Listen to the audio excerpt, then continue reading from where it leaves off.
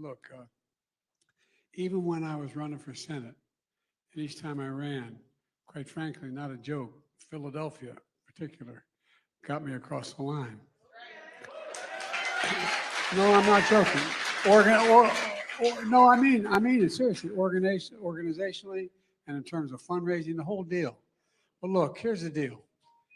This election is going to be about block and tackling, simple, basic politics. Simple. It's going to be a matter of how many signs we get out, how many doors we knock on, how many calls we make, and how many requests we answer. But look, even when I was running for Senate, and each time I ran, quite frankly, not a joke, Philadelphia in particular got me across the line.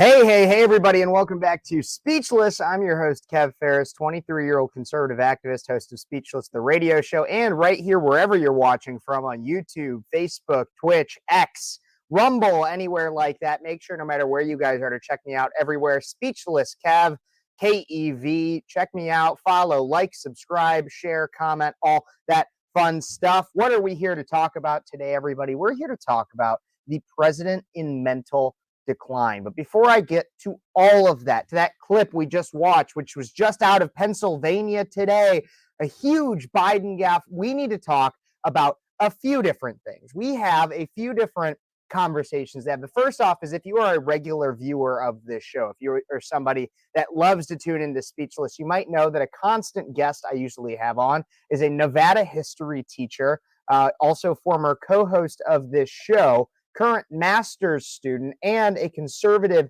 himself, Josh Bender. It was his birthday yesterday. Everybody, join me in the comments section in wishing Josh Bender, my best friend from college, a happy birthday. Josh, you're a good buddy of mine. I love you. Happy birthday. And so everybody, 24, the big man's getting old.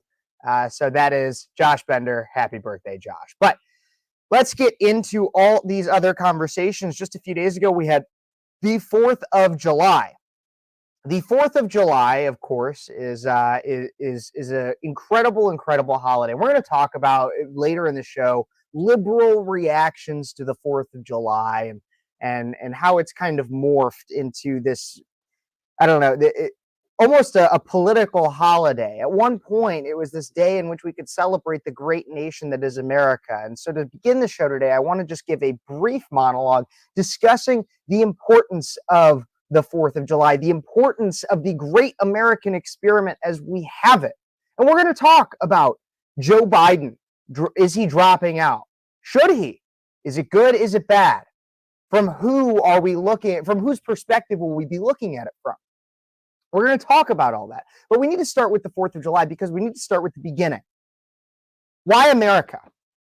What is so great about this place?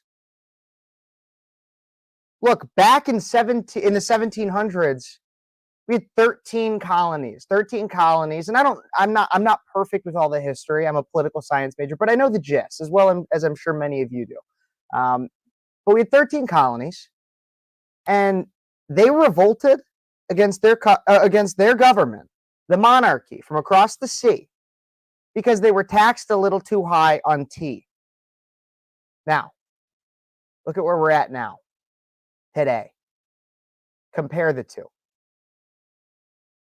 We need a certain level of a revolution in 2024. And before the FBI comes knocking down my door and putting me in cuffs, which I will gladly do if that's what's necessary. But before they do, I'll be clear. When I say a revolution, we're at a revolutionary moment. I say it in the same way Vivek Ramaswamy does. We have an opportunity this year to reclaim the America that we love, to carry on the experiment and throw away our free trial of socialistic, communistic, borderline fascist state that we're currently in,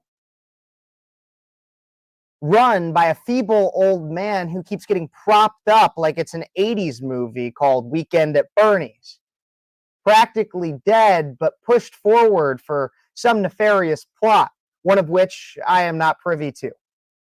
But we will try to come up with answers. 2024 is a revolutionary moment for which each and every one of us can partake in pouring our proverbial tea into the tainted water that is our current United States government. Show them. Make a statement through your vote. Register today. Knock doors. Become a precinct committeeman. Get involved. I oftentimes have people, even people that are close to me, people that I care about, who will say things to me. They will say, oh, well, I know, Kev, you're really into all that politics stuff. As if I'm trying to be a musician. And I just, oh man, like you're just really into all that music stuff. You're just into all that politics stuff. And the way I see it is I'm not just into all that politics stuff. You want to know what I'm into? You want to know? You really want to know? What I'm into is creating a country that works for you, me, us. That allows us to pursue our own happiness. That if you want to be a bum on the side of the street, you can go be a bum on the side of the street, but it should not affect me. If you want to have a degenerate lifestyle where you take it up the butt from the same sex behind your closed doors, go for it. But don't call it marriage, because it's not. And don't teach it to my children. I want that America. I want the America in which people want to be here. And they don't crap on this country while also benefiting from everything that's so great about it. I want to live in a country where people recognize what a privilege the country is. Look, everybody will always talk about, and thank you, I see the comments coming in. I appreciate each and every one of you, everybody, no matter where you're coming from. Thank you for commenting. But I want a country where people recognize the privilege it is. You hear all the time, you'll hear from these liberals, they'll say things, they'll be like, oh my God, you have white privilege, you have straight privilege, you're just privileged because you're a straight white man, and oh my God, like you have a college degree, and you're just so privileged. And I grew up with a certain level of economic privilege that had nothing to do with my race. It had everything to do with the work my parents put in. I grew up with a certain amount of privilege in the fact that I didn't have to worry, really, about being bombed by a neighboring country.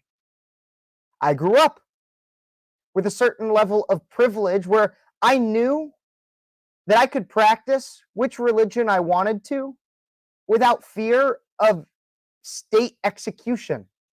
I grew up with a certain level of privilege, knowing that my sisters could get an equal opportunity and access to an education that in other countries they wouldn't have had. I grew up in a country that didn't necessarily mandate military service because we are strong on our own. I grew up in a country in which you don't have to be a specific ethnicity to be a full citizen of this country. That is, all of that and more is a part of the American privilege. I grew up in a country in which I can do literally anything that I set my mind to, with one caveat. I cannot become a woman, no matter how hard I try. I cannot change my race. And while I seem to have a significant level of free will and control over my life, there is one person that has so much more control over it. In fact, this is what the gospel was about in church today. Is you can believe that you can do anything you set your mind to. And you can. Like, not to negate the idea of hard work breeding excellence and that being a part of the American dream. However, there is one person that we all need to recognize has so much more control than we ever will. And that's God. That's Him. And surrendering to Him is what will breed that ultimate happiness. So as we reflect on this time around the 4th of July as to what it means to be an American. What is our identity? What are we? Who are we? Where did we come from and where are we going?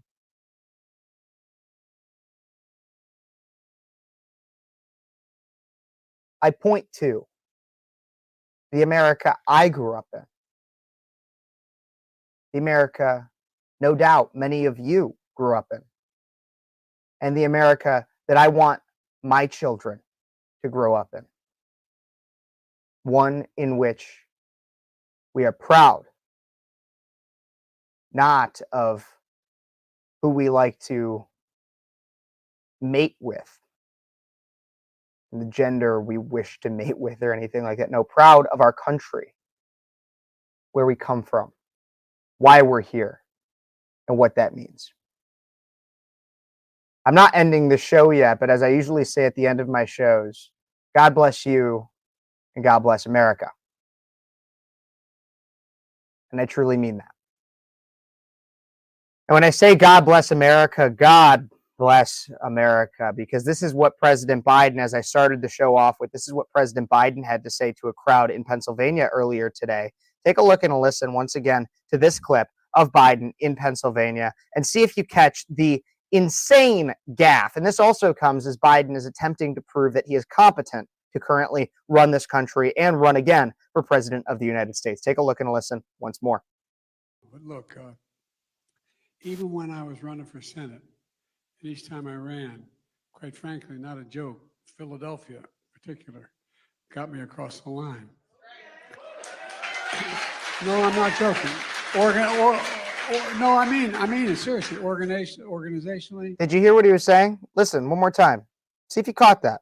Because he does say, quite seriously, that this is not a joke. He actually says that twice. Listen, one more time. I was running for Senate. When he was running for Senate. Each time I ran, quite frankly, not a joke, Philadelphia in particular got me across the line. No, I'm not joking. I'm not joking. He says it twice. He's not joking, which is how you know that means he's just dumb. We're suffering significantly because he says that Philadelphia got him across the line. For 500, Alex, what state is or what is Pennsylvania? That is where Philadelphia is located.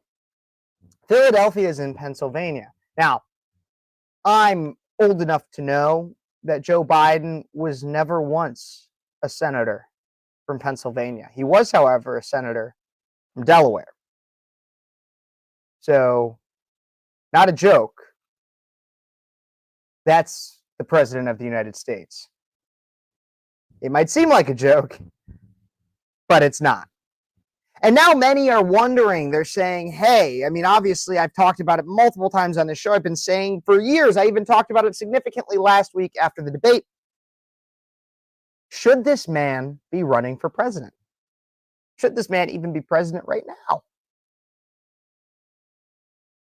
I think this man should be running for president. But you're going to have to stay tuned just to find out why. We got to talk a little bit more about Biden news before we get to that full answer. Just this last week, Joe Biden, actually on Friday, I believe is when it dropped, ABC, George Stephanopoulos, which, of course, lamestream media, they did an interview with Joe Biden. Joe Biden came out, and he actually, it's reported, I don't necessarily know the accuracy of this report, that the Biden White House reached out to ABC and said, we want to do an interview with George Stephanopoulos. The reason is because Joe Biden knows, and his campaign knows, that they are suffering, that post-debate, the amount of people that have confidence that Joe Biden is competent to run is dwindling daily. And the amount of people that currently believe it, I believe in my last check of this number, Ipsos reported that I think it was like 30% of voters believe, and that's still higher than what I think it should be. 30% of voters believe that Biden is currently competent to run for president and be president. And that is just not at all any type of a confidence-inspiring number there. But Biden did this event with George Stephanopoulos in which he had multiple instances where he was trying to show that maybe the debate was just an off night. Maybe he truly had this cold that everybody told us he had. Maybe. That was the point of the interview. However, today we're going to go through the top 5 highlights of Joe Biden's interview with George Stephanopoulos, the first one since the campaign-crushing debate. Everybody, as we get into this, I want to know what you guys have to say. So make sure you guys are lighting up that comment section about what you think about each of these top 5 clips. Do not forget to like this video, subscribe to the channel, comment, share it with your friends, especially if they're liberal and they won't like me. Those are my favorite people to have a good time with. So we're going to start off with this first clip here. In our first clip, number 1, numero uno, President Joe Biden facing a make-or-break moment, partially blamed his disastrous debate performance last week on former President Donald Trump. In fact, at one point, he even claimed that Trump repeatedly interrupted him during the debate, which actually is just not true. So, everybody, let's take a look and a listen. Just at the the first highlight that we have from the very beginning of this debate right here. Take a look and a listen. Thank you for doing this. Thank you for having me. Let's start with the debate. You and your team have said you had a bad night, but Sure did. your friend Nancy Pelosi actually framed the question that I think is on the minds of millions of Americans. Was this a bad episode or the sign of a more serious condition? It was a bad episode. No indication of any serious condition. I was exhausted. I didn't listen to my instincts in terms of preparing, and I had a bad night. You know, you say you were exhausted, and I know you've said that before as well, but you came, and you did have a tough month, but you came home from Europe about 11 or 12 days before the debate, spent 6 days in Camp David. Why wasn't that enough rest time, enough recovery time? Because I was sick. I was feeling terrible. Matter of fact, the docs with me, I asked if they did a COVID test because they were trying to figure out what's wrong. They did a test to see whether or not I had some infection, a virus. I didn't. They just had a really bad cold. And did you ever watch the debate afterwards? I don't think I did, no. I don't think I did.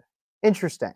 I want to get to what he says soon after this, but isn't that interesting? Just about a week ago, just over a week ago, the debate happened.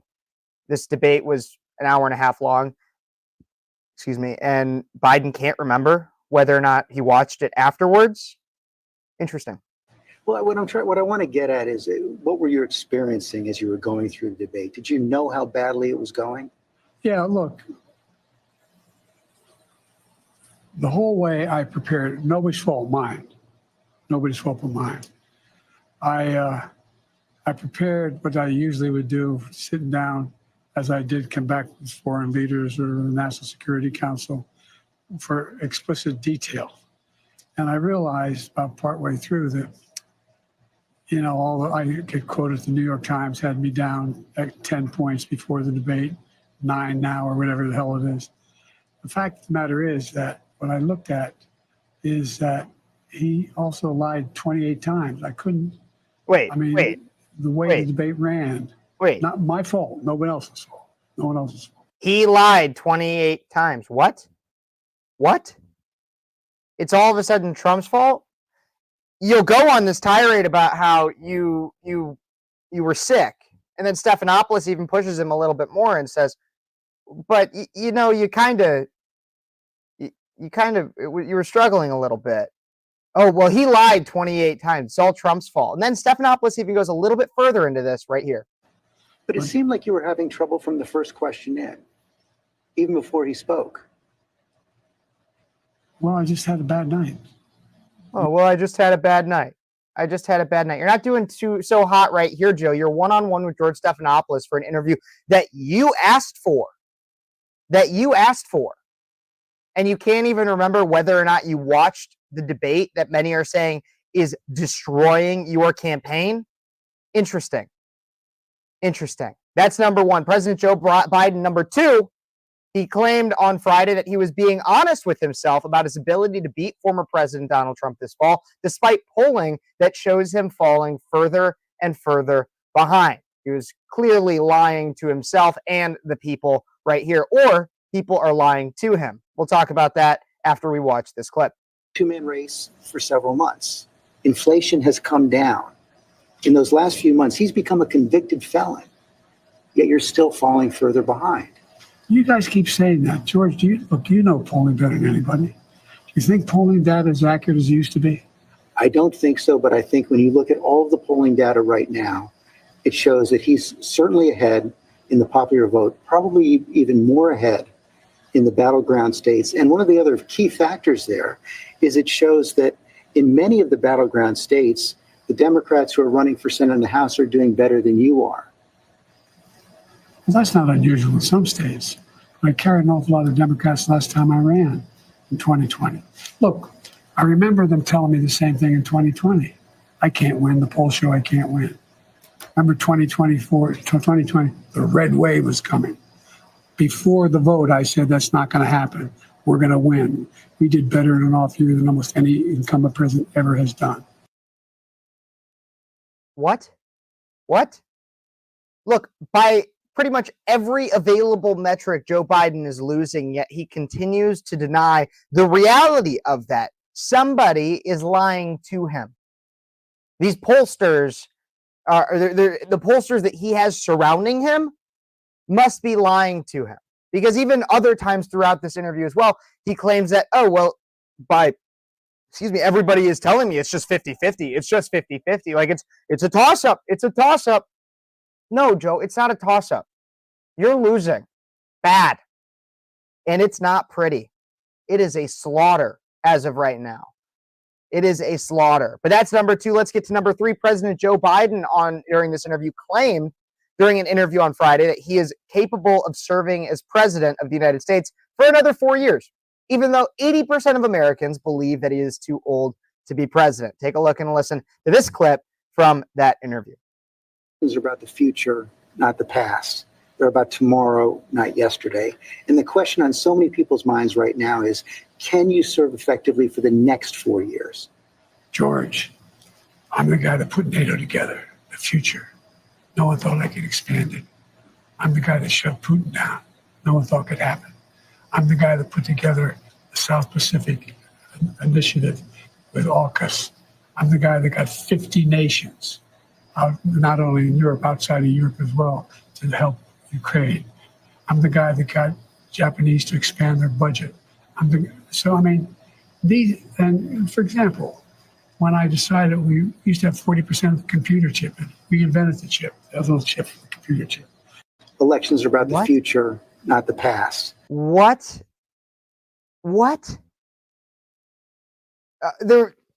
Half of that was incomprehensible, and it's also not clear what he was referring to when he made his remarks about Putin, as Russia ignored Biden.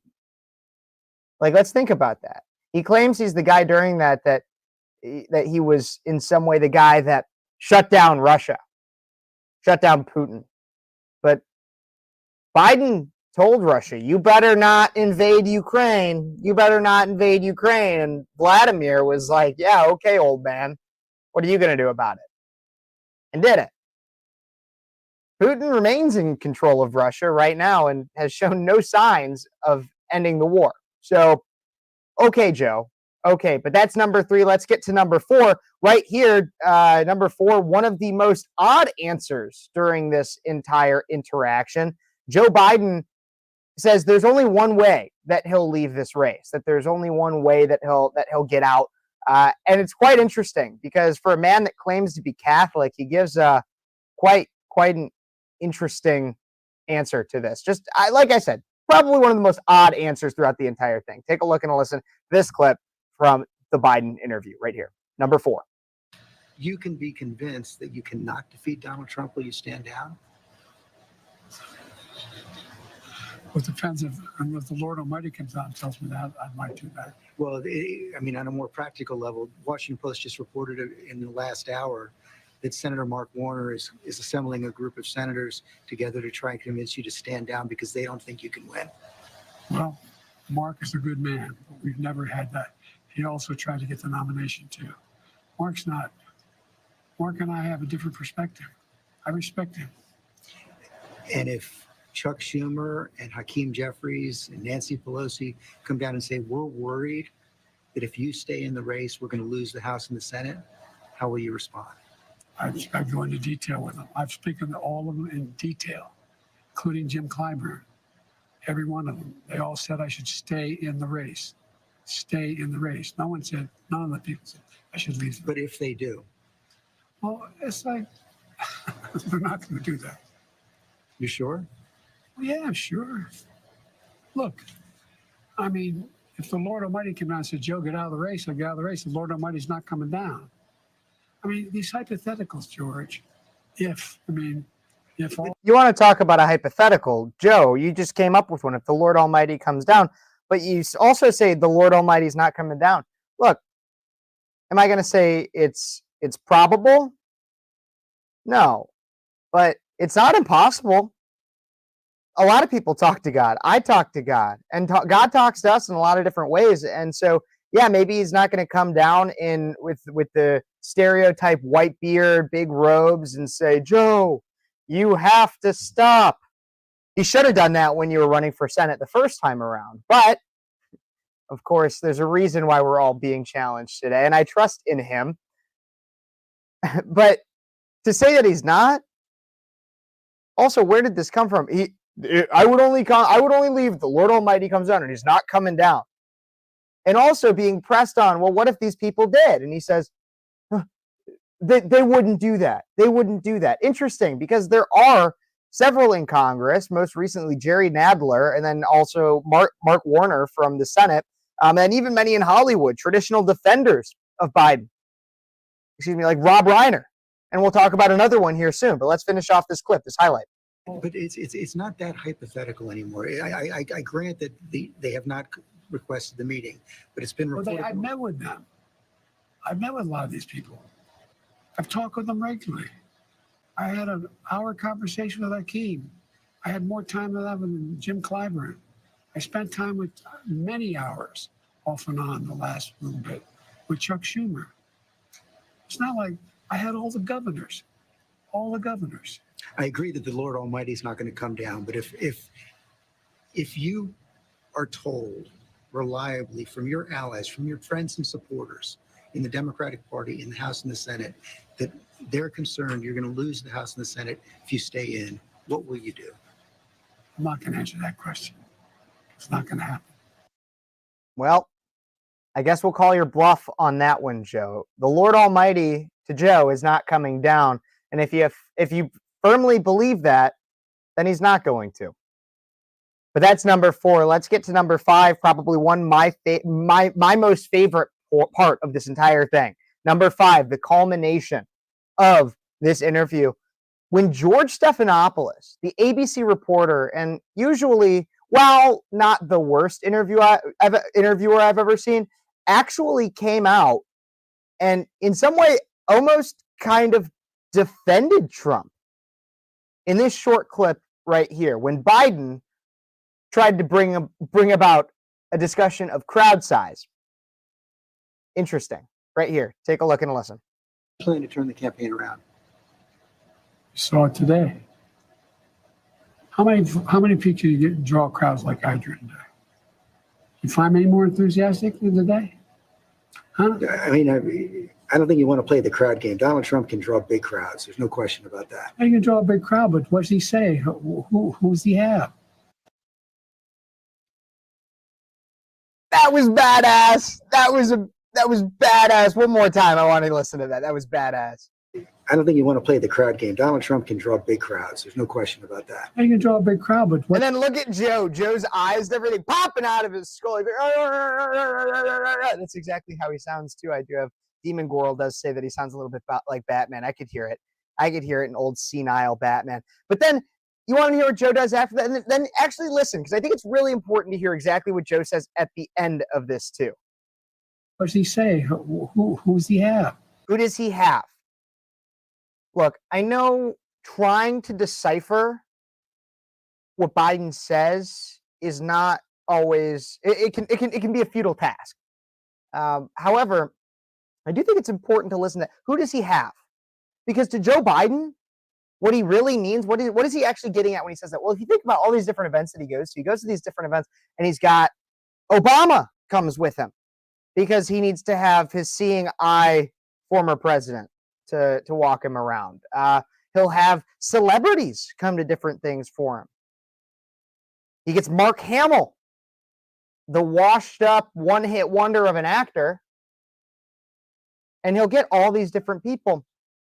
And so Joe believes in his head this idea where we don't have in America. Now, there are still people, and they're not usually on the right side of the IQ bell curve, but there are still people that believe that celebrities actually matter. Like, of course, like, yeah, you want to see a movie that has a good actor in it or something like that. But in the past, people a lot of times put so much more weight to who a celebrity might have picked for a political opinion or what they said about certain products and stuff like that. And sometimes they do. But by and large, a lot of people are kind of getting away from this elitist mentality. And so Joe Biden is stuck 60 years ago when like Elvis went to see Richard Nixon and that was like a huge thing. And it was like, oh, well, he's endorsing Richard Nixon, blah, blah, blah, blah, blah.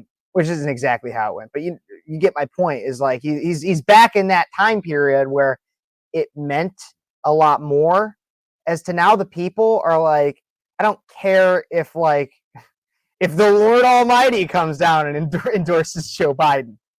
Joke intended. I don't care because Joe Biden is not all there. And that's what people care about so much more. But those are my top 5 highlights from that interview. I hope you guys like them. Did I miss one? Did I miss your favorite highlight? Let me know in the comments section. Don't forget to like this video, subscribe to the channel, comment what you think, share it with your friends, all that fun stuff. I got so much more to talk about here. Up next, we are going to talk about Biden and even with interviews, what happens. This is breaking news just out of today. We're going to talk about that. We're going to talk about Jill Biden. I've seen some comments about Jill Biden, and so we're going to talk about her and the reason why Joe isn't seeming to drop out right now. We're going to talk about the people urging Joe to drop out, what they're saying, and then we're also going to talk about one of the more interesting defenders of Joe Biden, Trump, and a leaked clip of him on a golf course, and then we got a little bit about a fat beach day. Beach day only for fatties. You know how I feel about fat people. Some TikTok reactions, and then my Dear Kev segment at the end. Everybody stay tuned, but here's a quick word from Free.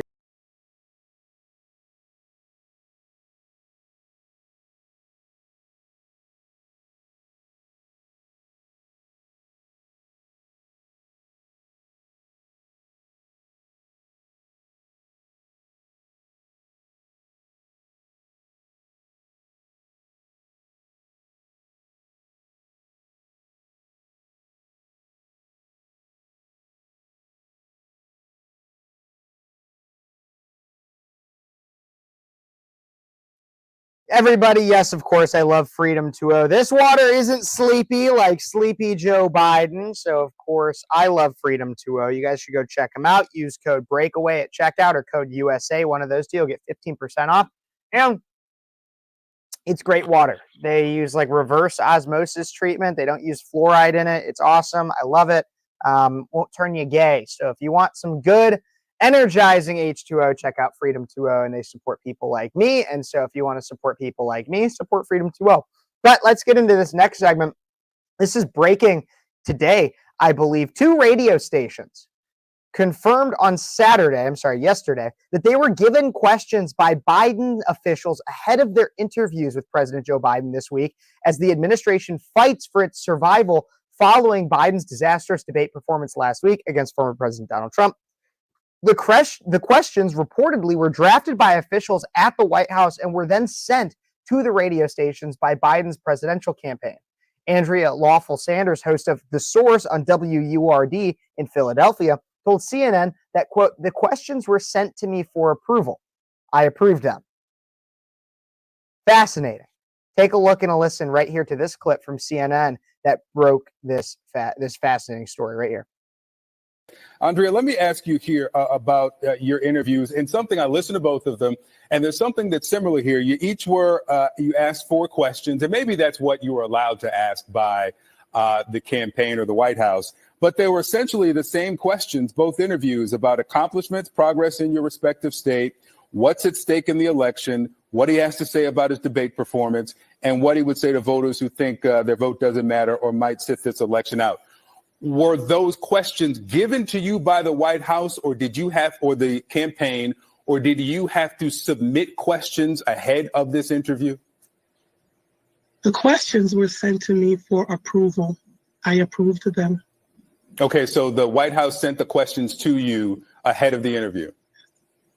Yes. Okay. I got several questions, 8 of them, and the 4 that were chosen were the ones that I approved. Okay. And the reason I ask is not a criticism of either of you. It's just that if the White House is trying now to prove the vim, vigor, acuity of the president, I don't know how they do that by sending questions first before the interview so that the president knows what's coming. Let me play here a bit of your interview. This is, and you've probably seen it's gotten a lot of attention. This is when he was asked about his accomplishments as president. Let's play it. I'm proud to be, as I said, the first vice president, the first Black woman, served with a Black president. Wow. Wow. And so I'm seeing even here in a comment, I see Ryan Mack Show confirmed what we knew all along. The media only gets to ask Joe what the team tells them they can ask, freedom from the press. You know, I 100% agree with this. I do think it's very important to discuss the idea that we did already know all of this. Sage Steele, of course, kind of led the charge in the bombshell that that all of her interview with President Biden was very, very scripted, set up in a very, very specific way. And actually, it's just being reported. My only source is several people on X, so take that with a grain of salt. But it is breaking today that the Philadelphia radio host, the Black woman that you can see up in the top right corner as I see it, I don't know if it shows up the same in your screen, but the Black woman on screen, she was fired from this radio station for receiving and using questions from Biden's aides. She was fired from her job for this. Whether it's revealing that, I don't know. Whether it was because she didn't write her own questions, I don't know. But as Ryan Mack and many others say, this is nothing new. This is nothing new. We know that there is a significant level of posturing of Biden in the media, and it's only now that it's becoming socially acceptable, or not even socially, professionally acceptable for the media to go after Joe in terms, because for so long, and this is the thing that really pisses me off, and I don't know if you guys are like me. Let me know in the comments if you're anything like me on this one. But I am so pissed off that we have a media that for 3 years, plus even during the first campaign cycle and everything, for so long, they would tell us, they would say, no, Joe Biden is fine. These Republicans are going crazy. He just has a stutter. He's fine. He's fine. He's fine. And after that first debate, after just that one debate, where in front of everybody, he showed exactly what was going on. That's when now the media is like, oh my gosh, Joe has a problem. Joe is a problem. What? Excuse me? We've known this for quite a long time, and only now you're actually going to call it out. We have a disingenuous media. We have a media that does not care about an education of the people, about a realistic and true interpretation and analysis of our government. We have a media that is in bed with basically the Democrat Party until it becomes so impossible for them to do it. That's what we have right now. This deserves a Kev's quick hit segment. Kind of, yeah. I mean, we have a media that is so against the people. We don't have a free press. I see things like this, erosion from the free press. Thank you, Kevin. I appreciate it. Great name, by the way, too. Kevin Folster. She was confirmed to be fired by CNN. Yeah. So an erosion of the free press. We have people that are getting literally fired for calling stuff like this out. It's only just now that anybody in the media will even have a remotely honest conversation about where Biden's at mentally in this decline. In fact, it's gotten so much so that many are urging Biden to step down. Even a pretty popular Democrat pollster. In our next story, I want to share this one out of the Daily Wire. A Democrat pollster is calling on Biden to resign after incoherent Stephanopoulos interview. So the interview that we just watched clips from, of course, I also talked about in this show about how Biden claims that, oh no, I see all these great polls for me. I'm doing so good. Well, this Democrat pollster says, maybe you should resign. Democrat pollster Nate Silver called on President Joe Biden to resign the presidency and transition power to Vice President Kamala Harris following his incoherent interview with ABC News anchor George Stephanopoulos. Silver made these comments in response to a clip of Biden from the interview, during which he fumbled the answer to the question about whether or not he'd watched the debate from a week earlier. We actually watched that clip here on this show. You can go back just a little bit if you'd like to. It's even right here if you really want to, if you ever wanted to go look up this article. But Silver was not impressed by the answer and said in a brief thread on X, this is a pretty incoherent answer, including a non sequitur complaining about the New York Times poll, which he incorrectly claims had him down 10 points before the debate. It was actually 3 or 4 points, depending on the version you look at. Nate Silver says this right there, obviously on X. And then further, you can see I wimped out in today's column and deleted a line saying he should formulate a plan to transition the presidency to Harris within 30 to 60 days, but I'm there now. Something is clearly wrong here. The most generous way to put it is that he doesn't seem in command, and that's an extremely hard sell when you're commander-in-chief. I continue to think this number is low, and Democrats will apply incredible amounts of pressure. Look, this is a Democrat pollster.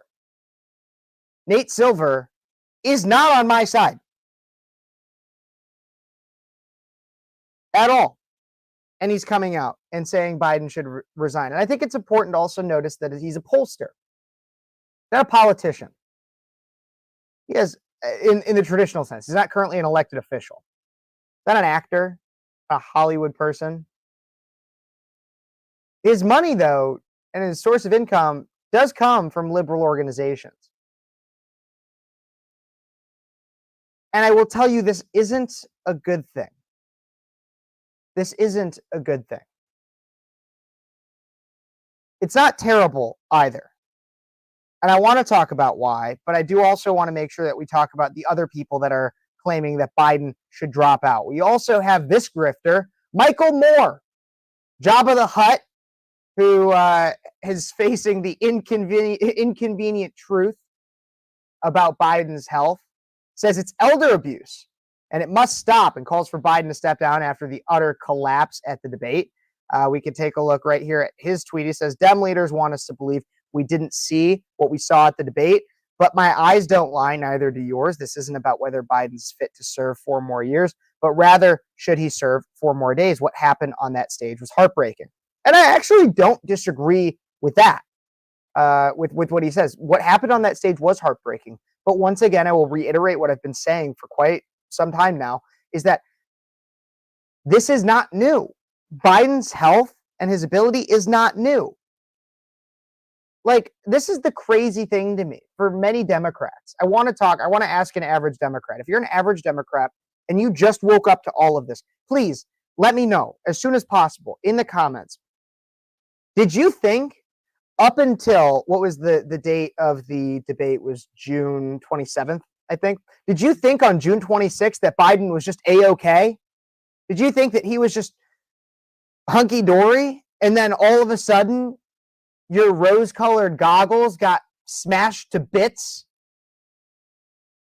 the day of the debate? Is that what you thought? Is that what's going on in your head?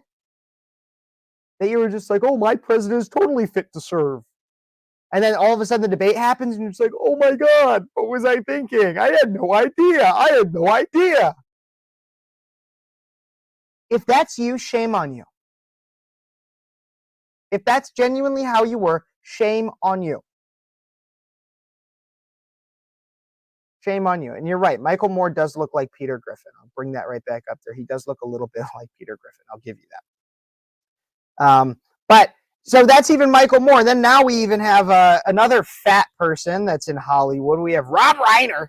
Rob Reiner, who suffers from really bad TDS. Take a look right here. Rob Reiner posted this just today on Twitter. It's time to stop effing around. If the convicted felon wins, we lose our democracy. Joe Biden has effectively served U.S. with honor, decency, and dignity. It's time for Joe Biden to step down. I'm not going to agree with him on like any of this, but it's just funny to me that like Rob Reiner, I'm pretty sure I have a video of it like just a few months ago of Rob Reiner being like super anti-Trump and super pro-Joe. And now all of a sudden it's like, oh man, like Joe Biden needs to step down. He just needs to drop out. Like all of these Hollywood people that Joe is so proud to be around and things. And he's like, oh my God, they come to all my events. They support me. They support me. Yeah, even they're turning on you now, Joe. They are. They are. But there is one person, well, two people at least, that for whatever reason, who knows? I know. Will not turn on Joe. And I think that they are some of the most nefarious actors in all of this, and that is Jill Biden and Hunter Biden. We're going to talk about them, but I do want to make sure I get to some of your comments. Thank you guys so much for being a part of this show. I see so many different people commenting. I love that we're getting the comment section going again. I appreciate it. Thank you guys for being part of the show. Politics will always be into you, especially if you are not into politics. Absolutely. Kev also can't handle hot sauce. I don't know where you heard that from. That may or may not be fake news. It is unconfirmed. Jury is still out. We do not know. I want a government that protects my rights, not dictate them. Absolutely. I agree with you, Binky. Thank you so much for joining and posting the comment through Facebook. I want an America with protected borders. Absolutely. Absolutely. Let's get to some of the most recent ones. Trump has half the nation. I believe he actually has more than just half. I think that Trump is doing, I think he's really won over a lot of people, especially with his debate performance. That was, it was out of, to some extent, it was out of character for him because he was not loud and bombastic and in any way hurtful to anybody or anything like that. It was just a very, he did a very good job. I do see some comments coming in from Twitter, and those are funny. I have people that are not necessarily as happy with my coverage. I can't pull those ones up on the screen necessarily, but let's check out. Honestly, I don't want Biden to drop out. We don't want Kamala Harris as acting president. God forbid Gavin Newsom becomes acting president. Absolutely. Let's get to some of these other ones, these newer ones here. Reiner is delusional. Absolutely, he is. Bad monkey. I have so many thoughts, and I don't think I'm allowed to say some of the ones that I want to say. Watching the debate, I was not surprised by Biden's performance. I was more surprised by the MSM response. Yeah, I was too, because at the beginning, some of the mainstream media was like, yeah, Biden did bad. I mean, almost everybody kind of recognizes Biden did not have a good night. But then you had some where I think there was an Associated Press headline. Let me see. This was not something I was going to bring up. But before we get to the Jill Biden story, I will Biden. Let me see if I can find it. Yeah, okay. So this is Fox News reporting it. Let me see if they have a screenshot of it.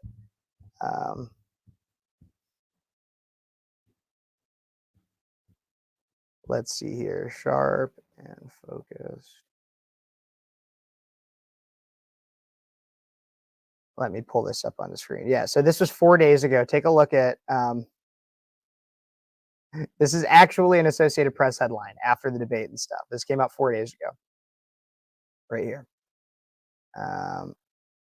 Well, oh, I got to get it on stage or on, yeah, right here. Biden at 81, often sharp and focused, but sometimes confused and forgetful.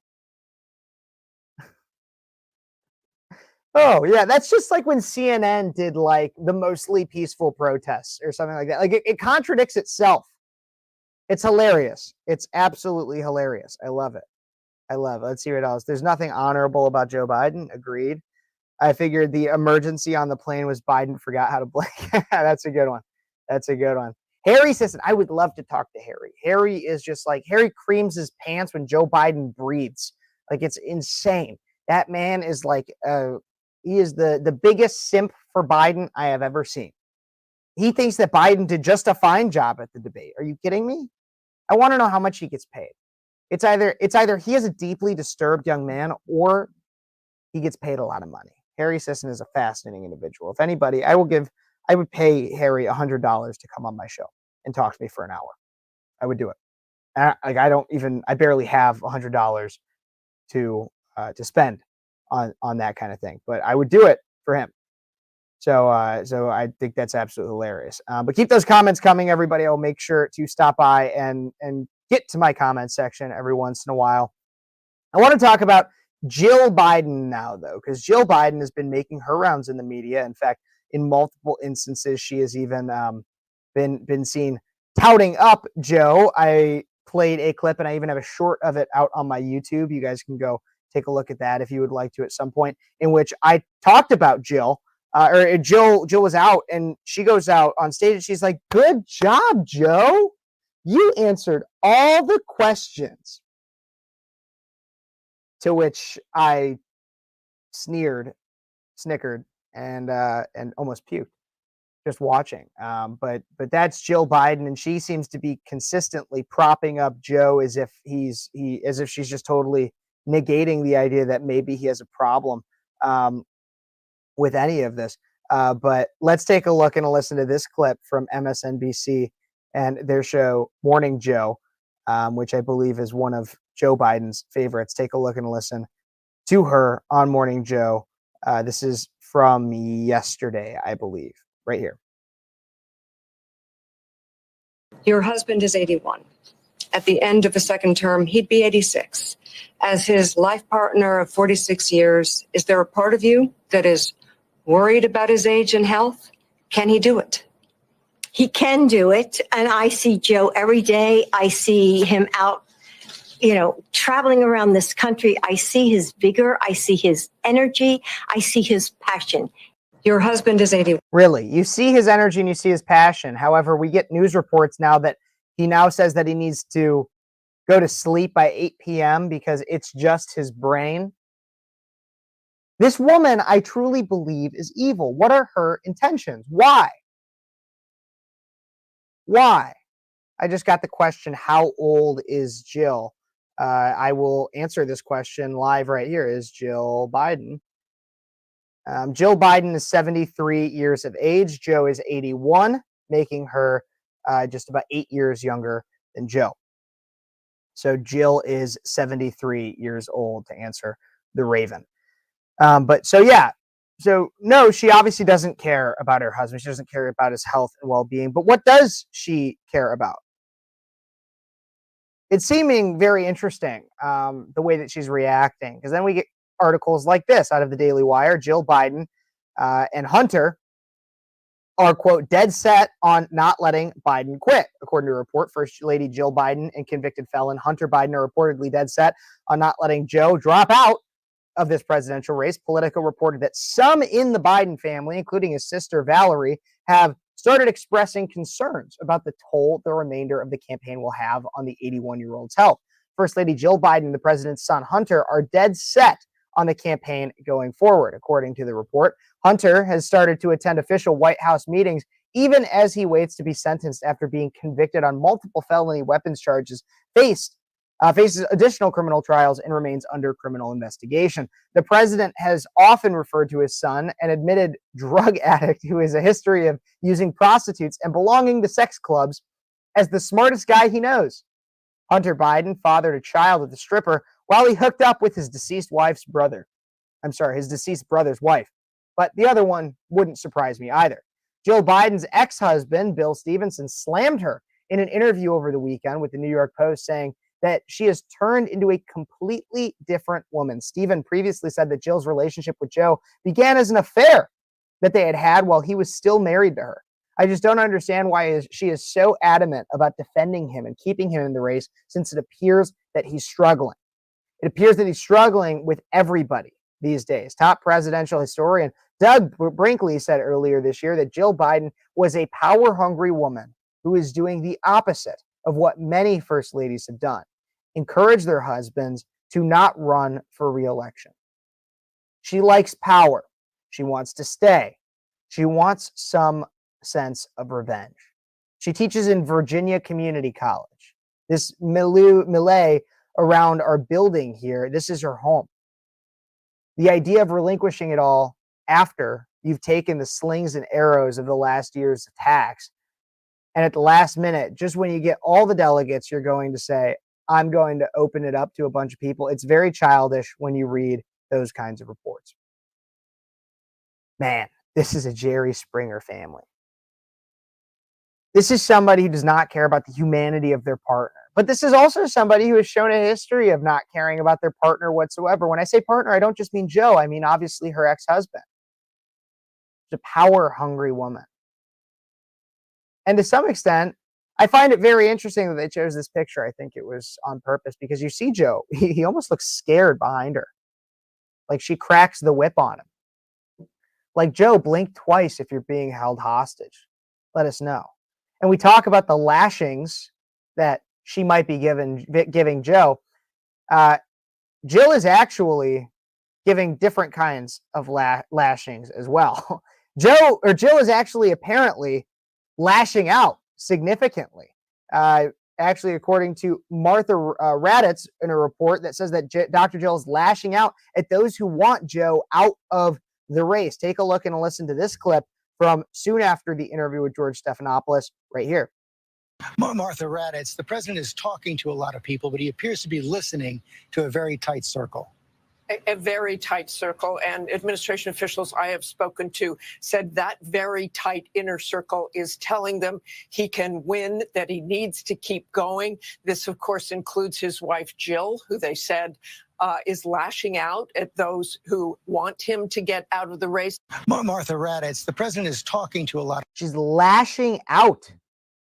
She's lashing out at people that want him to get out of the race. People that probably have legitimate concerns. People that it's not about the politics. It's nothing about that. It is entirely about this man is unwell and it is not good for him. Because you could come in and make a very good argument as to, like, he cannot win. He's not going to be able to win the people. People are not confident in him. He's like, you can make all those arguments. But the best one, honestly, what I really think about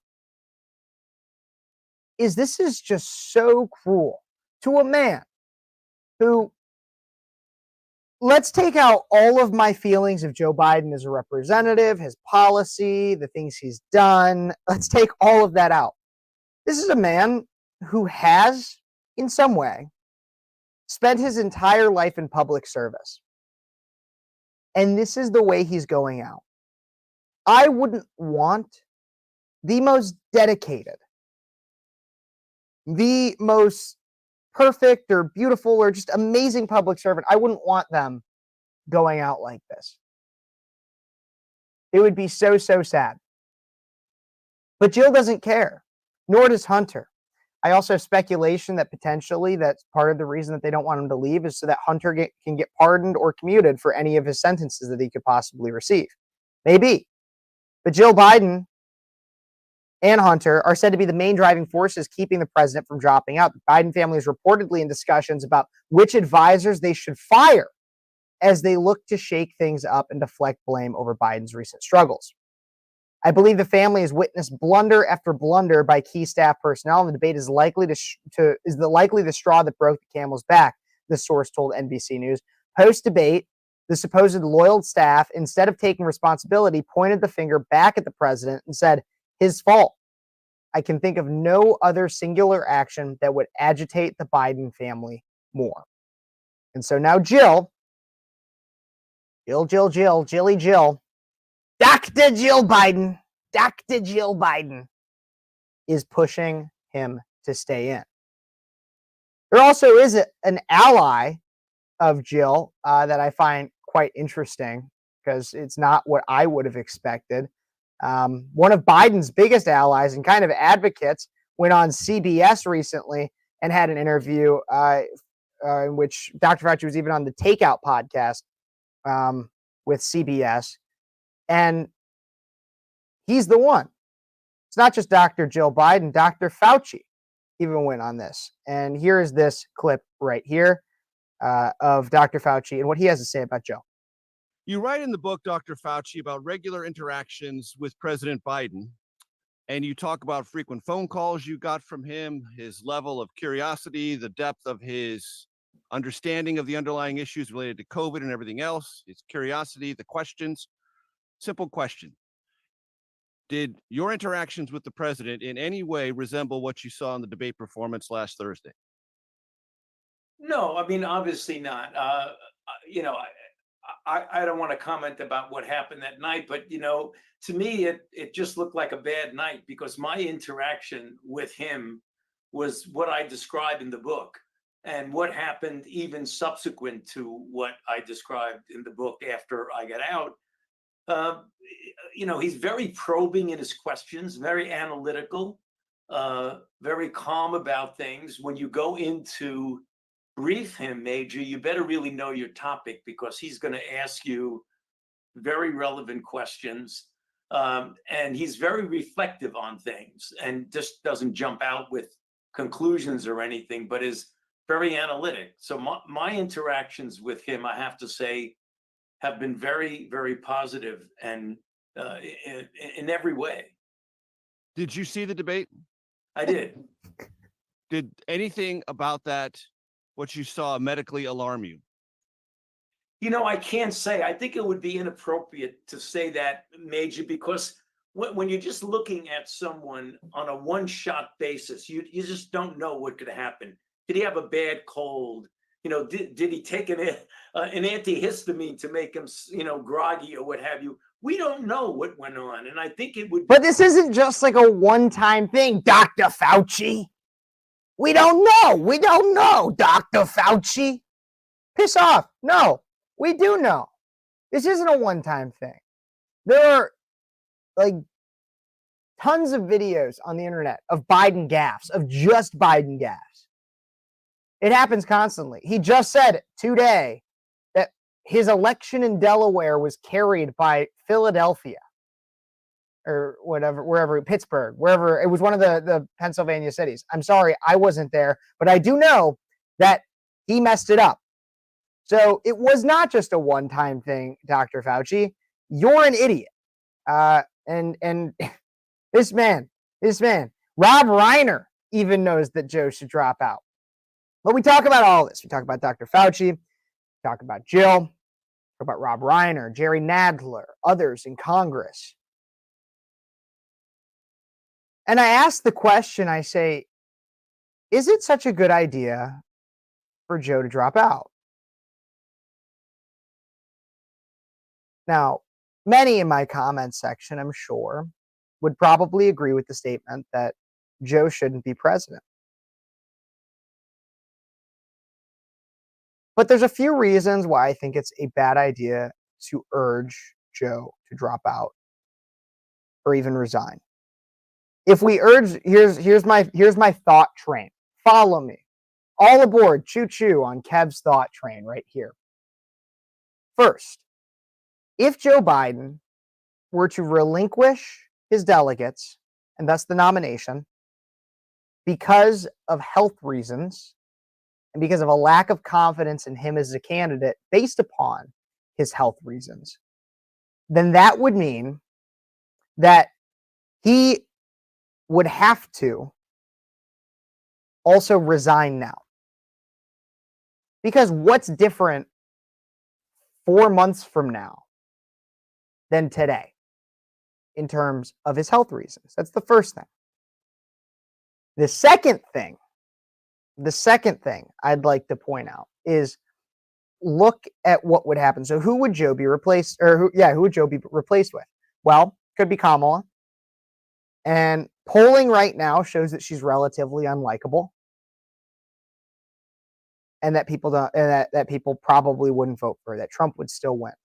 And I have a pretty good faith that it is about too late for anybody to come in this race and beat Trump, minus maybe like Michelle Obama. However, I'd rather play with the devil we know. The devil we know is Joe Biden. As of right now, and assuming we stay on this path, this election should look like the election map should look like Reagan's re-election in, what was it, 84? When the only state that Reagan's opponent lost was, I'm sorry, the only one that Reagan lost was Minnesota. That's because it was the home state of his opponent. So when we look at all available metrics, when we look at what's currently going, all the people that are saying he should resign, and I think it's actually a bad thing that we see liberals and Democrats pushing for him to resign. And I'm actually, for the sake of winning, and not just winning. When I say winning, not just winning this election, but winning our country back. Remember when I started, if you've been watching since the beginning, and if you haven't, I suggest at some point you go back and you watch my opening monologue about July 4th, what this country means and what we want for this country. The revolutionary moment that we are currently in, the 1776 of the 21st century that is 2024. If we want that back, if we want to win our country back, if we want to have the America that was meant to be, then we should play with the devil we know. Not to mention, the tertiary point I will make is that it would be a great, great subversion and destruction of democracy if the duly elected nominee for the Democrat Party, Joe Biden, again, there have been nominees, there have been primaries nationwide that voted for Joe Biden to be their nominee. If they did not receive the representation that they voted for in Joe as their nominee, that would be a destruction of the democratic process. That would be a destruction of the democratic process. The Democrat Party would be subverting democracy. Am I wrong? Let me know in the comments. Don't forget to like this video, subscribe to the channel, comment what you think, share it with your friends. I see that comment section blowing up. I see some amazing people in the comments. Of course, I've seen Raven this whole time, Oklahoma Chicken Cam, Common Sense, Demon Goral, who isn't real. Amazing, amazing friends in here. Amanda, Ryan Mack, and more. If I'm missing you, Kevin, I know I haven't seen you in a little bit, but I see you there. I know you were there. So everybody, make sure you keep liking, subscribing, commenting, all that fun stuff. I appreciate it. I got some other stories to get to here. That's the majority of my Joe Biden stuff today. I want to talk a little bit about Trump and what's going on with him, because I've talked so much about Joe. The media coverage is about Joe. We're going to get to that. Also, a short story about the New York City Fat Beach Day, some TikToks. I haven't done TikTok reactions, so we're going to check in to see what happens on that degenerate platform. And then we're going to get to Dear Kev, Dear Abby after that. And it's all going to go quick, and we're going to have a lot of fun. And so stay all aboard Kev's Thought Train, and we'll be right back. Blah, blah, blah, blah, blah, blah, blah, blah, blah, blah. What are you talking about? Here, have some freedom to up.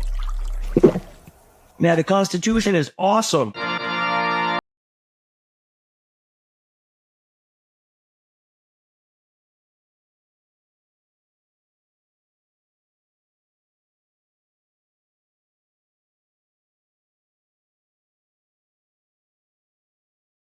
Right.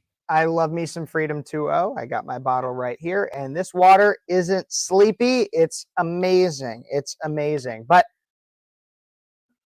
I want to talk about Trump. The reason I want to talk about Trump is because I find it fascinating. Trump is being, and you guys probably haven't noticed. You probably haven't noticed. But if you're like me, you notice. Trump hasn't been himself in like the last 2 weeks. Almost, and I'll even just do this for you. Let's go to three, and this was not in my plan. Let's go to some major news sites here. We'll go to, we'll do CNN. Okay, so if we go to some major news sites here, I'm going to pull up, and we might get ads and stuff. So just like bear with me a little bit on that stuff. But let's go to three major news sites, and I want you guys to take note of what the top headlines are. So we got France. That's a whole can of worms I'm not opening today. We got Biden. A lot on Biden. Some sports stuff. Man, taking a lot of things, but top headline is Biden. Okay, that's that one. Let's go to Fox News next. Okay, let's share this tab. Share this tab instead. We got Biden. Biden. Keep scrolling. Hunter Biden. And that's their front page. Let's go to the Daily Wire, another one that I seem to get a lot of my news from. Let's go here. We got here Biden. 4th of July. Biden. Woo, right there.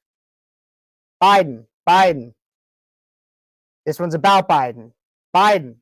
Everything is about Biden. So when I say Trump has been uncharacteristic recently of himself, all the news, none of the news is about Trump,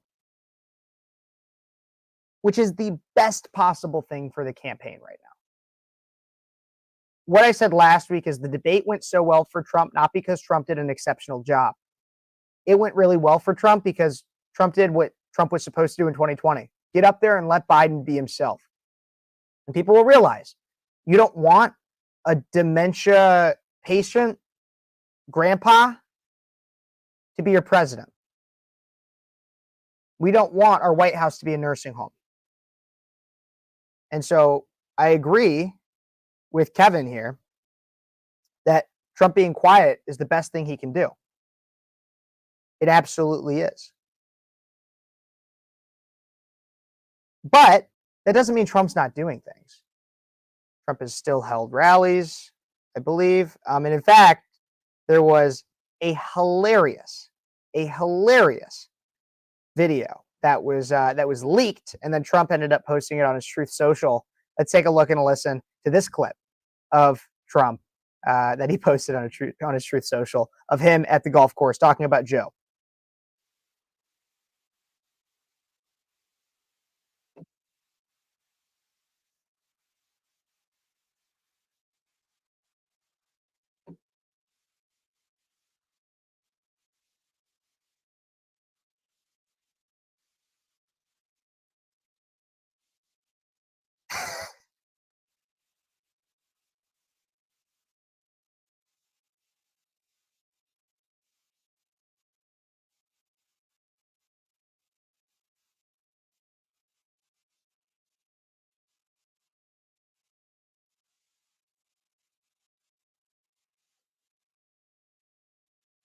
They just announced he's probably quitting. They just keep knocking him out.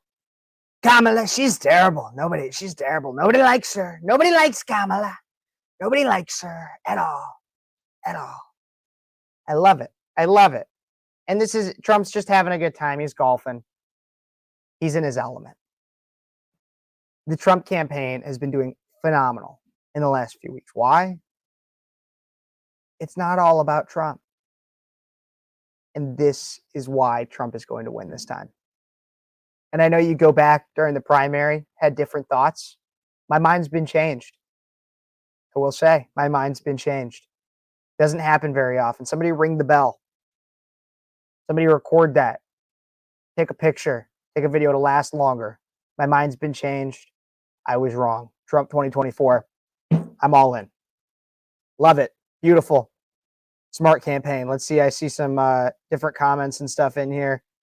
Oh, no audio on that video. So sorry about that, guys. I can only get to my comments so much. Something must have happened this happens when I do my own show. Thank you, Michael, for pointing that out. Thank you for being a part of this. I will bring this back right here, and my commentary will stand. I'll edit this. It can be its own video. Take a look and listen to this right here. Sorry about that clip. How did I do with the debate the other night. Oh, He amazing. kicked that old broken down pile of crap. Yeah. It's a bad guy. He just quit, He's quitting the race. Is that right? Yep, I got him out of the race. And that means we have Kamala. I think she's going to be better. She's so bad. She's so pathetic. It's so amazing. It's just so fucking bad. So I just can't imagine. But can you imagine that guy with dealing with Putin and the president of China, who's a fierce person? He's a fierce man, a very tough guy. And they see him, they probably he can't. But they just announced he's probably quitting. Good. Very good. Yeah, that's amazing. Just keep knocking him out. Huh? Thank you. So much. I love it. Sorry about that. No audio, everybody. I know it happens like once a show. I produce my own show. I do my best, but I did get a new mic. I hope that sounds good. Let me know what you guys think of the new mic in the comments. I'd appreciate it. If you want to support the show in any way, don't forget you can super chat, Cash App, Venmo, anything like that. If you want to help me with getting more equipment, making this better, getting a better background, better camera, everything like that, I'd appreciate it. If you want to be involved in the show even more, don't forget you can also email me, speechlesskp@gmail.com. I'd love to answer your questions, maybe bring you onto the show, talk about anything you want to talk about, anything.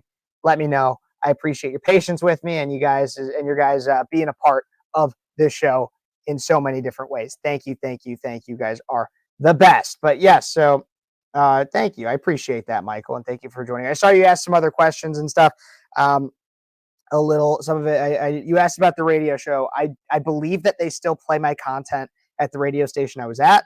I have been on other different radio stations too. I don't know all of them off the top of my head. I know some have. There was one in Chicago that was picking me up.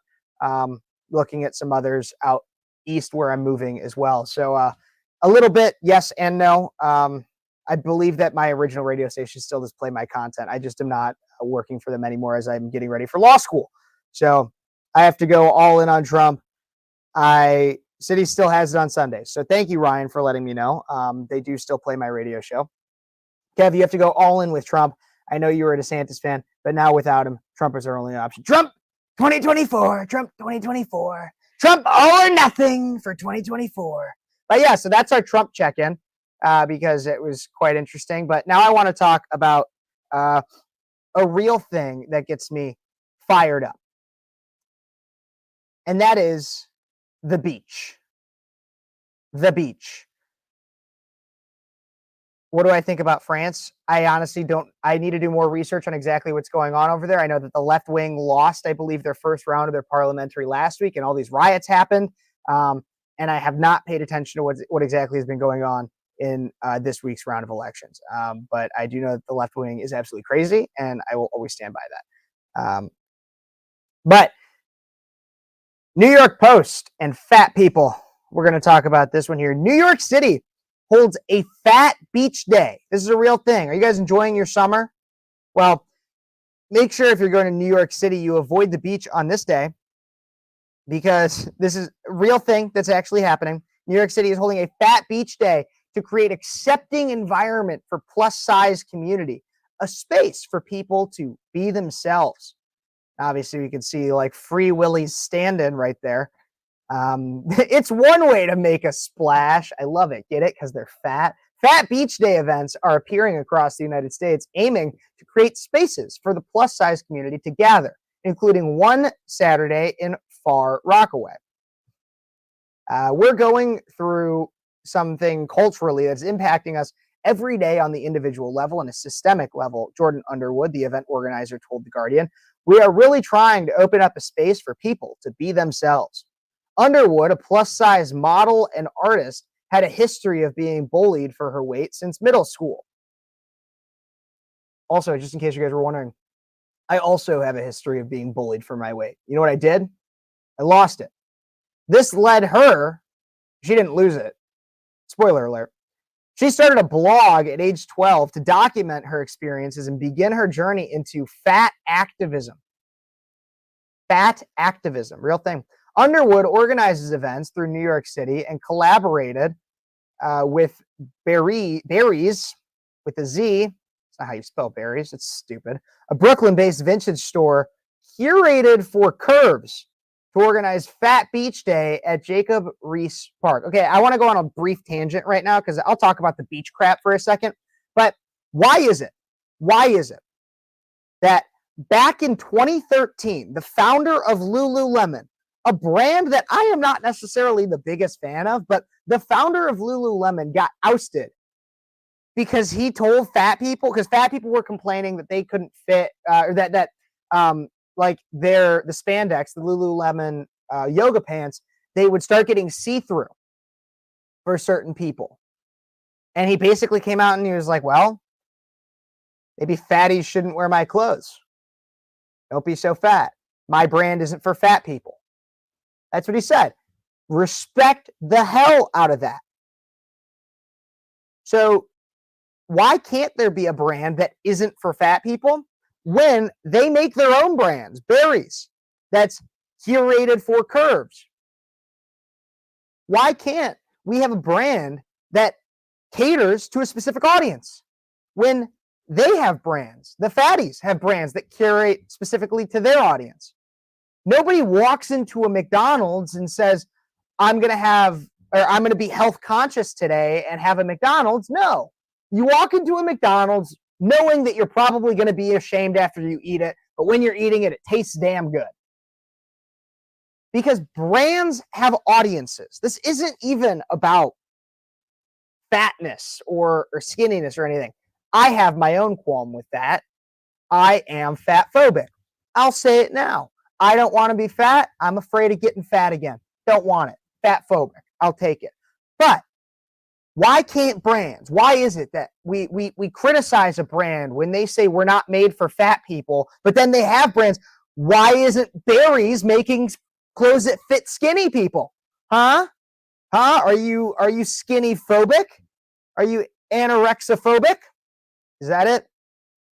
Blast me in the comments for my insensitivity. I'd love to know, because I think I'm probably funny. But yeah, so like, come on. I'm so self-conscious at the beach, and I'm never around people that look like me.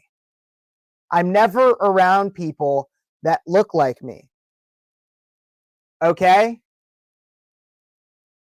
Go find people that look like you. Emma Zach, who started Berries in 2018, told The Outlet, I'm excited we've created this space for folks with bigger bodies to have a good time.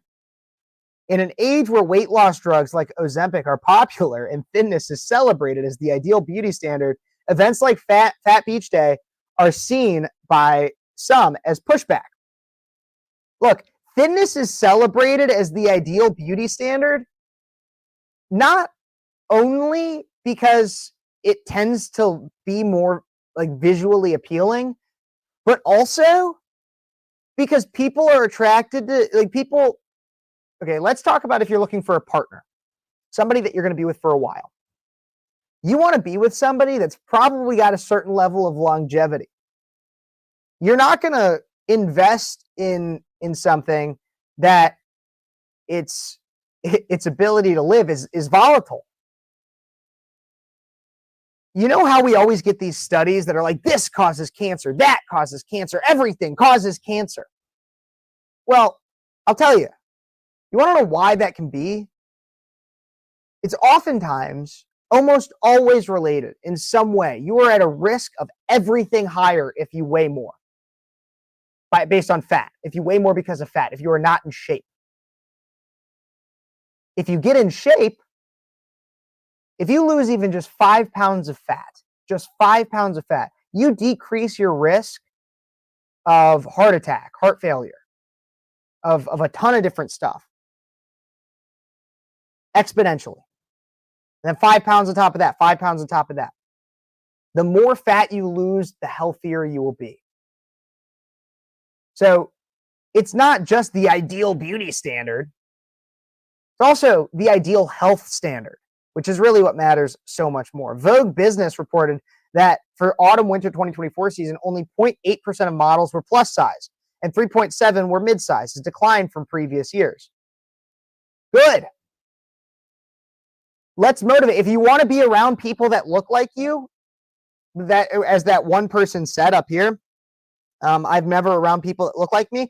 You can look like them too. Just put in a little bit of effort. Seriously. In the 2000s, there was a strong anti-fat, intense cultural swing that really parallels what we're going through right now, Underwood said, highlighting the decade insidious fat phobia, as seen with celebrities like Britney Spears and Jessica Simpson being labeled fat at a size 6. Similar events are planned across the U.S. A Fat Friends pool party will be held in Chicago July 13th, and a Bellies Out Beach Day in L.A. in a few weeks. Fat bodies and Rees are a match made in heaven. Jordan, Underwood, and Barry's have brought heaven to Queens. Recently, New York passed legislation to prohibit weight discrimination. In 2023, Mayor Eric Adams signed a bill banning weight discrimination in hiring and housing. But hate, especially online, persists. It's a really crappy time, not just on the internet, but in society to be fat. And it feels really violent in the U.S. in a lot of ways. You think it wouldn't be such a thing because New York is so open and you dress however you want. I always say I never realized how much people hate fat people until I got TikTok. That's funny. That's funny. I don't hate fat people. I hate fat. And what I do hate is that what I really hate is if you're a fat person that tries to tell me that you're healthy. I'm healthy just the way I am. I'm beautiful just the way I am. Really? Because like everything in medicine tells me you're not. So lose the weight, stop complaining, and hey, have your beach day, but you're going to need a bigger pool. I like that one, Raven. That was funny. That was funny. Let's get to some of these comments here. Let's talk about some of these, and then we're going to get to some TikTok reactions.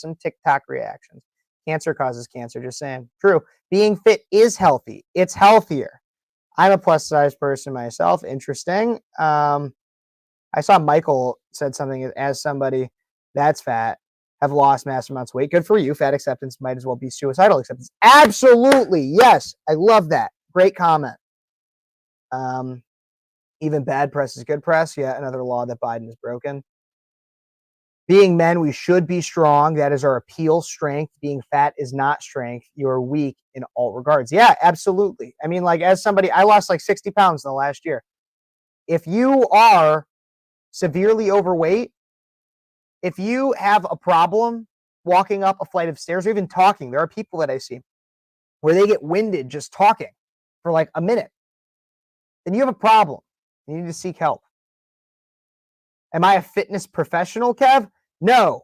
To be clear, I have only my own experience. I'm speaking only from my own experience. I have no real serious training in fitness by any means.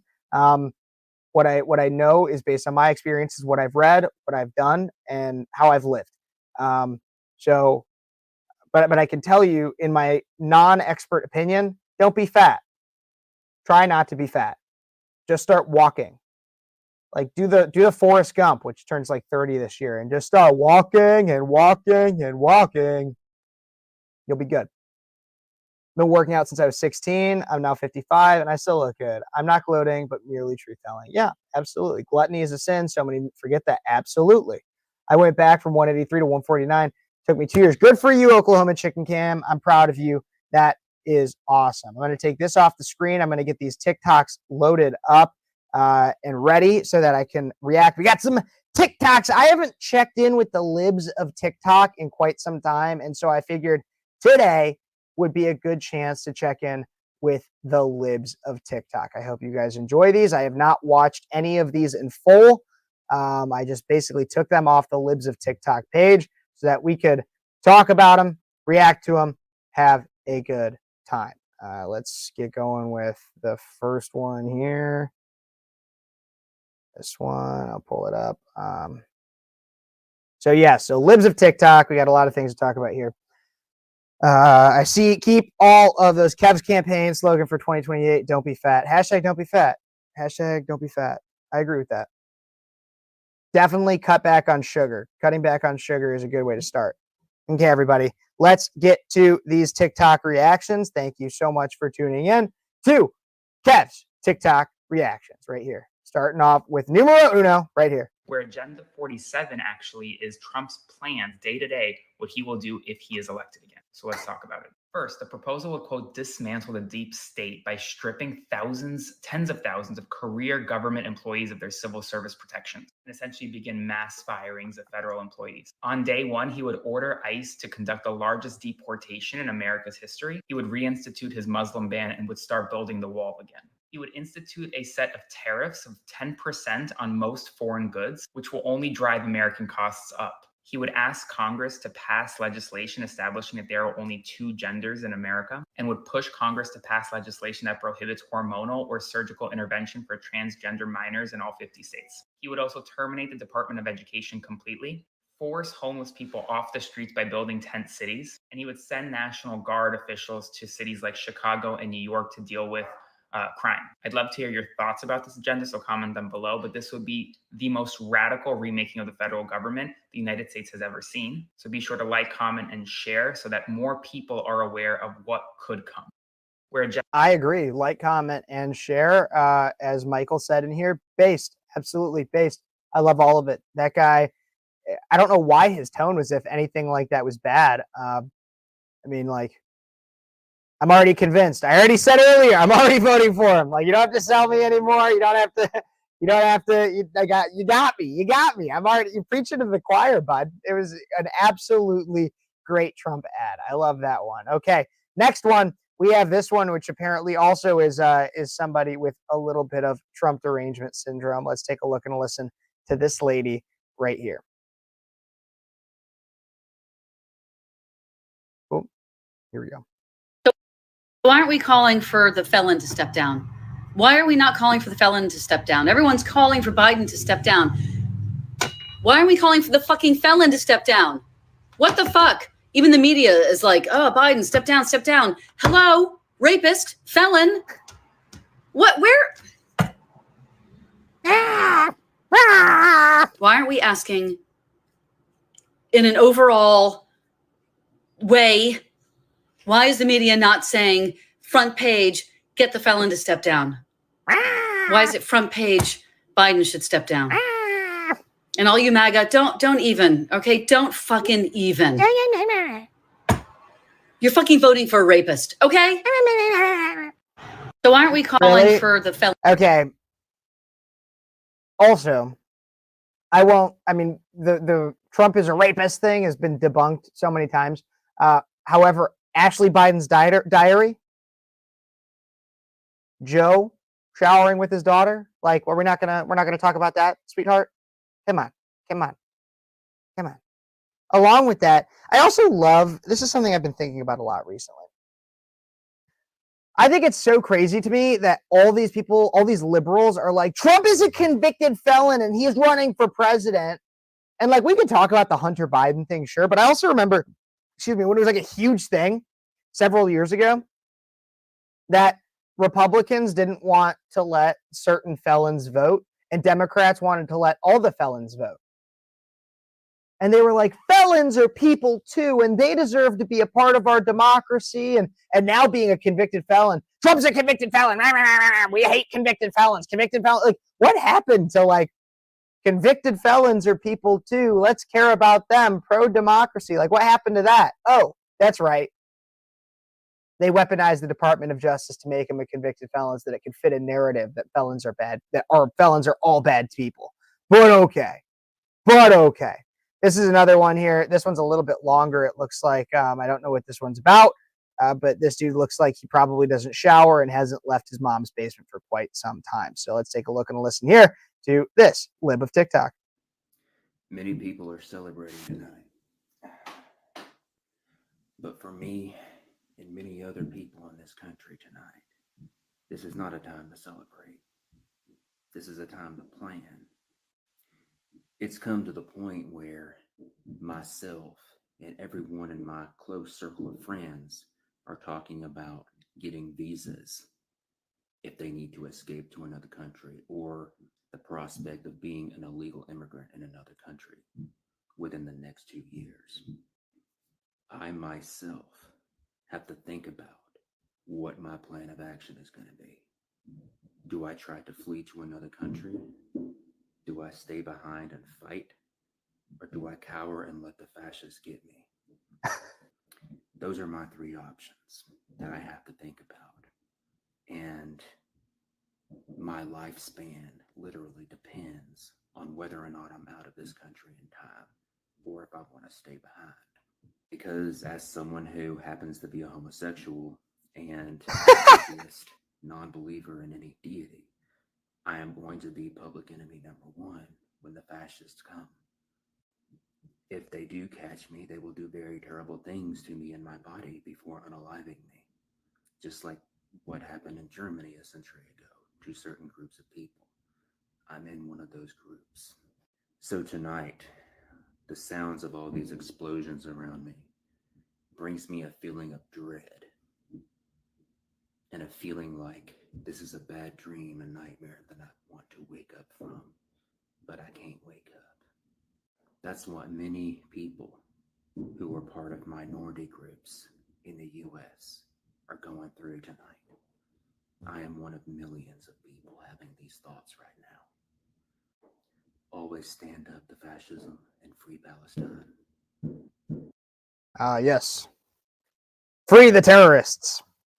What a dumbass. No, this guy's just playing the victim Olympics. I mean, hear how I mean, just looking at this man. So he says in there he happens to be a homosexual. He just happens. Like it just. I love how it just happens to be a homosexual. It's like a little spicy thing that happens to him. No, this man is playing the victim's Olympics because by all available metrics, if he didn't have this tirade, most lefties would look at him and be like, "You're a white guy. You're not oppressed at all." He's like, no, don't worry. I take it up the butt. I'm a victim too. Free terrorists. Like, this is what this guy does. He's playing the victim Olympics, and he's crying because he doesn't actually have real problems in his life. So he creates them because apparently he seems like he would wear fedoras. Yeah. Probably. I don't know. Maybe he should take that up as a hobby instead of just being an idiot. But if he does decide to leave, good riddance. If you don't want to be here, no one's forcing you. And also, ooga booga, I'm the fascist. Like, I don't know what you want from me. These people are hilarious. Let's take a look and a listen to this next one right here. This guy looks hilarious just as much. So some straight men are attracted to trans women who haven't had bottom surgery. This is very disconcerting and confusing to women when they find this out because they think, well, if she hasn't had bottom surgery, then, and you want to play with that part of her, then you can't be 100% straight. But that doesn't make sense because you have to remember that these are still women. No, they Trans women are women. No, they are. They are female. The attraction to her is from the waist up, but it can also be from the waist down. And they can experience pleasure playing with that person from the waist down. But that act, again, doesn't indicate a sexual orientation. It indicates an attraction to the person, to the woman, the trans woman. Actually, some of these men are attracted to gender fluidity in that the person exhibits both male and female body parts. And that's attractive to them. Just like some gay men are attracted to trans men who haven't had bottom surgery. That doesn't make them bi, it doesn't make them straight. Okay, so this is, again, playing like the woke Olympics of everything is like just how crazy and unintelligible can I make every part and every facet of life. And if you're spending this much time thinking about all of this, then please get a job because or like do something. But to be very, very clear, if you enjoy having sex and consistently have sex with somebody of the same sex, they weren't calling also, yeah, by the way, they were never calling this same gender marriage when they were talking about having gay couples get married. It was never same gender marriage. And as far as I'm concerned, these people are transgender. So even by this person's same logic, it would be gay. If you are a man that has sex with other men, you are gay. Trans women are not women.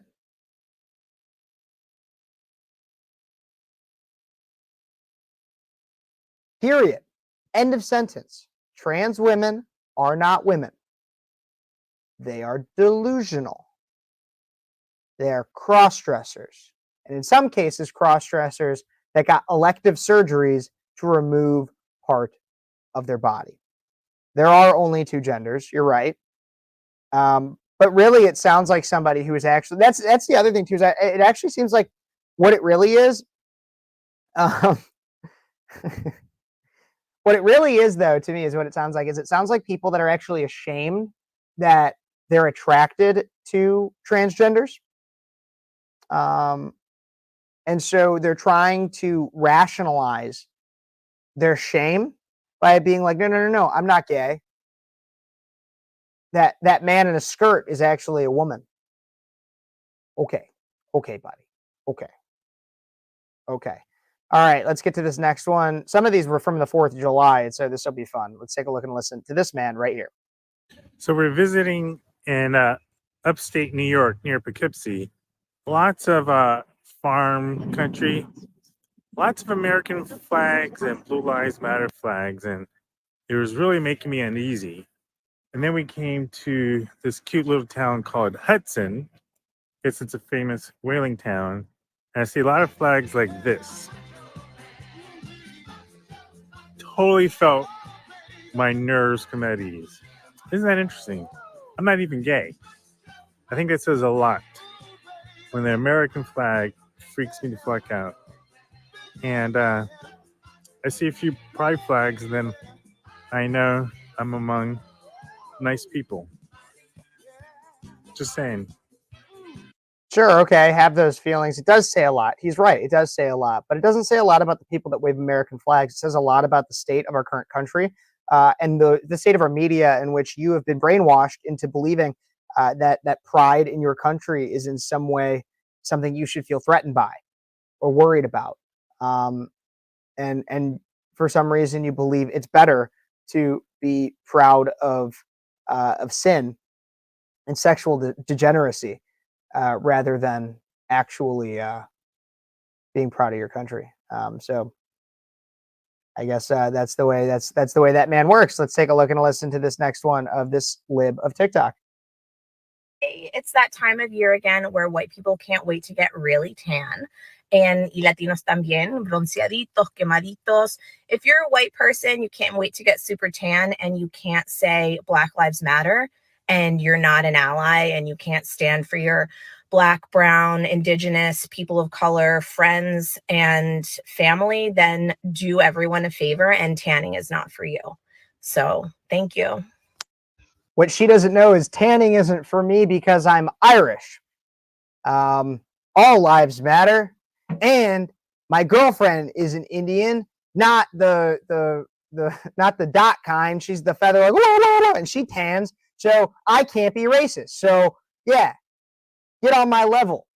Be Irish like me. You're not allowed, you Latina girl, you're not allowed to be pale. That's culturally appropriating my people. You're not allowed to burn. If you get a sunburn, you're a racist against my people. Just saying. Okay. Next, last and final one from this clearly mentally stable individual. Let's take a look and listen.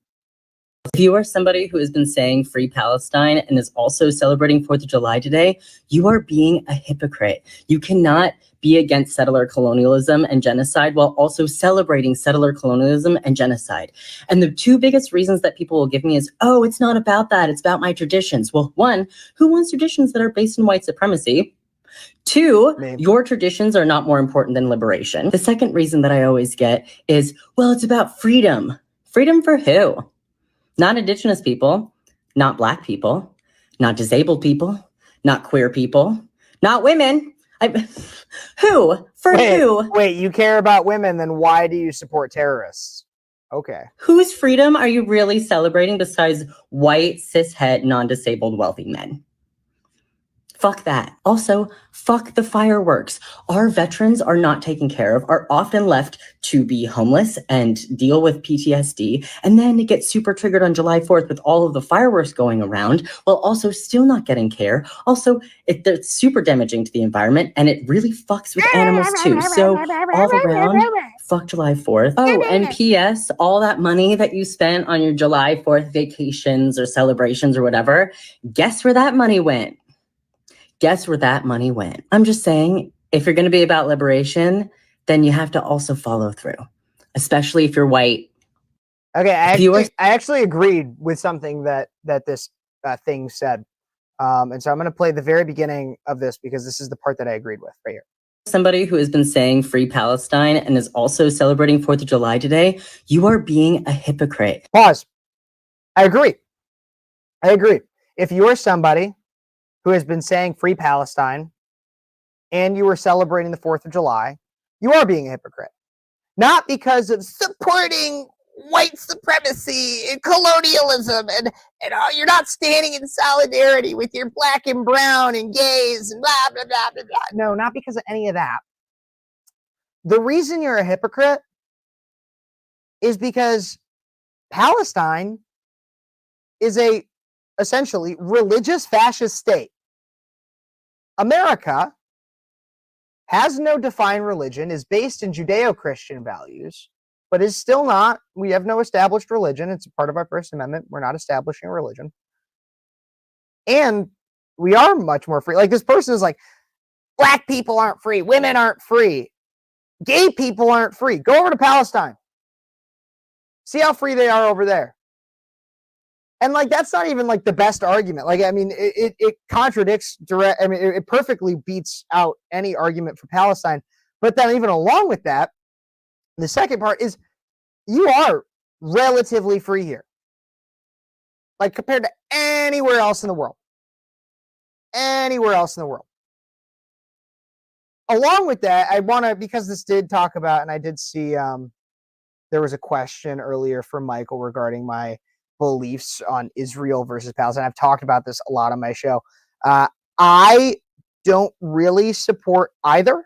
I am more pro-Israel than I am pro-Palestine, but I am very anti-Islam. Islam is a horrific religion. It's a bad religion. I mean, Muhammad was a pedophile. Muhammad was a pedophile, a rapist, like bad person. And he was definitely not in any way. It is heresy to say in any way that he was any kind of a prophet. He was not.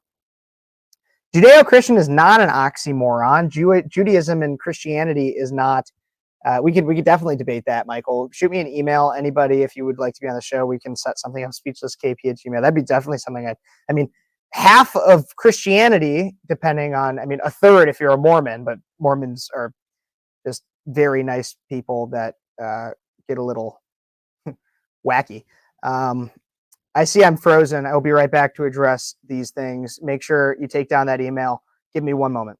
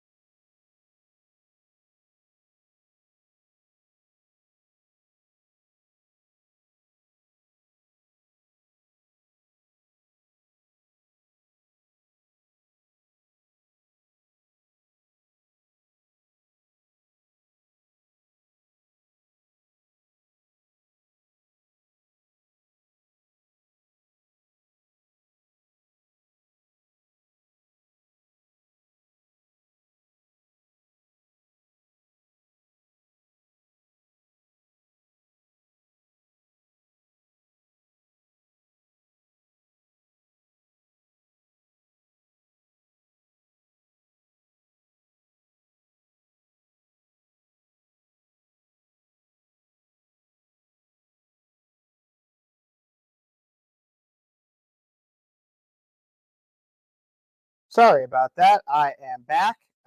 But Judeo-Christianity is not an oxymoron. You can be a Christian, Michael. And like I said, definitely hit me up at that email. We could talk about this a little in depth because I'd be interested to know your perspective. But at least based on the way I currently see it, I mean, we have half of our belief system and a very foundational part of Christianity is in the Old Testament. in which we get like the 10 Commandments and like the foundation of the universe. It's so much more. So by no means would I ever consider it to be oxymoronic, because that would indicate that it's was found on Christian values. Judaism is not a thing. Any Jew claiming to still practice Judaism after Christ is the synagogue of Satan. Interesting, Michael. Maybe you could educate me on some things. I'd be very interested to learn more. Kev, you and my cousin would get along very well. He feels the same way about the Palestine-Israel thing. Well, that's good. But that's where I'm at with it. Is I'm not necessarily super pro-Israel, but I'm more pro-Israel than I am pro-Palestine, because Palestine is not a state and Islam is a bad religion. So that's where I'm at with that. I had originally a Dear Abby segment. It is getting late. I am running just under 2 hours right now. I appreciate everybody tuning in, no matter where you were tuning in from, and wherever you were, make sure you go check out Speechless with Kev. I would appreciate it. Don't forget to like this video wherever you're watching from. Like this video, subscribe to the channel, comment what you think, share it with your friends. Everybody, thank you so much for tuning in. I hope you had a beautiful and blessed 4th of July. God bless you. God bless America. And until next time, thank you so much for tuning in and watching Speechless.